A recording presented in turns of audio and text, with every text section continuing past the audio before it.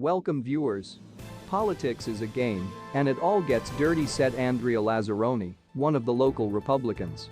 Now all of a sudden they want to hold Trump up as the example of illegality. Well, he is nothing compared to what some of the other presidents have done. In this video we will break it all down for you.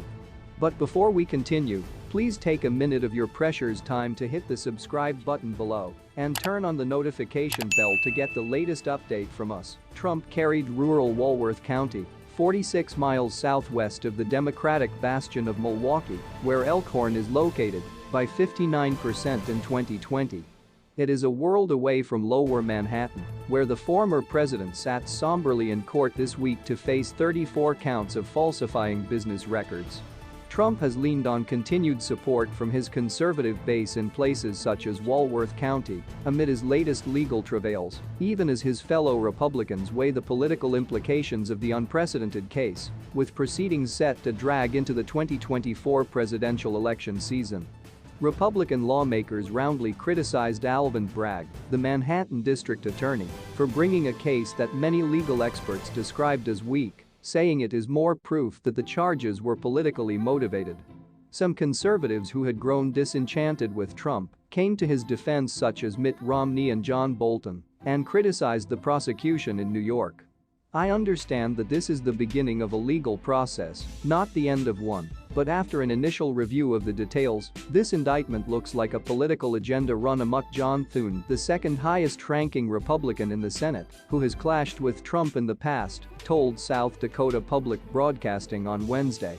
Even Rupert Murdoch's media empire, which has publicly soured on Trump, displayed some support for the former president, with the front page of his New York Post tabloid declaring the charges to be trumped up. Millions of dollars of fundraising have also poured into the campaign's coffers since the indictment. This has given Trump some oxygen as he tries to defend himself in court and maintain his solid polling lead over Ron DeSantis, the Florida governor and his most likely Republican rival for the White House next year. Maybe the case is stronger than is generally considered, but on the face of what we know now, these are the flimsiest of the legal challenges, criminal and civil, facing Trump. That does give him ammunition when he says this is all political. Charlie Cook, the veteran U.S. political commentator of the Cook Political Report with Amy Walter, wrote on Thursday.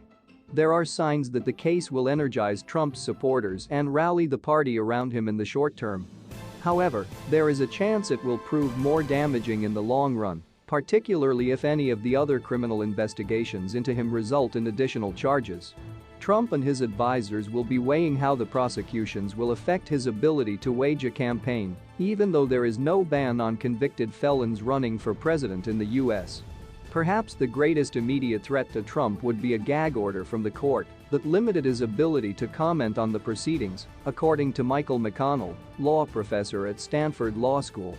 The New York judge overseeing the case, Juan Merchan, said he was not inclined to issue one, but if that changes, such an order would obviously crimp his style and would generate numerous constitutional issues, McConnell said. Logistically, the prospect of navigating pretrial or trial proceedings could be a distraction to Trump's campaign.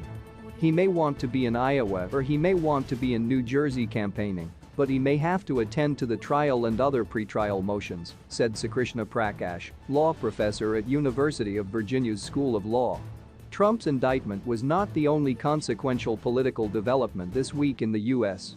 Voters in Wisconsin handed a big win on Tuesday to the liberal candidate for its Supreme Court in a judicial election that was the most expensive in U.S. history, shifting the bench's balance of power to the left in a contest seen as a litmus test for the political mood.